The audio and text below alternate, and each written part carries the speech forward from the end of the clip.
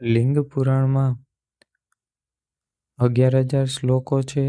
આ પુરાણને 7 ભાગમાં વિભાજિત કરવામાં આવે છે. પૂર્વ સંહિતા, વિશેષ સંહિતા, શિવ સંહિતા, કોટ રુદ્ર સંહિતા, ઉમા સંહિતા, કૈલાસ સંહિતા અને વાતાર સંહિતા. લિંગ પુરાણ એક મહત્વપૂર્ણ વૈષ્ણવ પુરાણ છે. તેનું નામ શિવના લિંગ સ્વરૂપના વર્ણન પર આધારિત હોવાથી લિંગ પુરાણ નામ પડ્યું છે. શિવના લિંગ સ્વરૂપનું વિશેષ વર્ણન છે. લિંગની ઉપાસના અને તેની મહત્વનું વર્ણન છે. યોગ, જ્ઞાન અને ભક્તિનો સંકલન છે. તીર્થ મહાત્મ્ય અને પવિત્ર સ્થળોનું વર્ણન છે. ધાર્મિક, ઐતિહાસિક અને તત્વજ્ઞાન સંબંધિત અનેક વિષયોનો સમાવેશ થાય છે.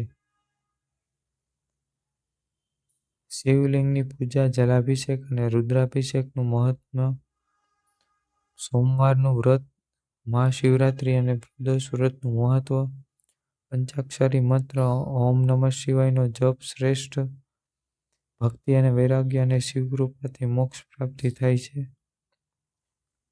શિવ તત્વને સમજવા માટે ખૂબ જ મહત્વપૂર્ણ ગ્રંથ છે.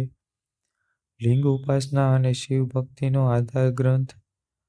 ધાર્મિક જીવન, યોગ અને જ્ઞાન માટે માર્ગદર્શન, પાપ નિવૃત્તિ અને મોક્ષ પ્રાપ્તિ માટે ઉપયોગી છે.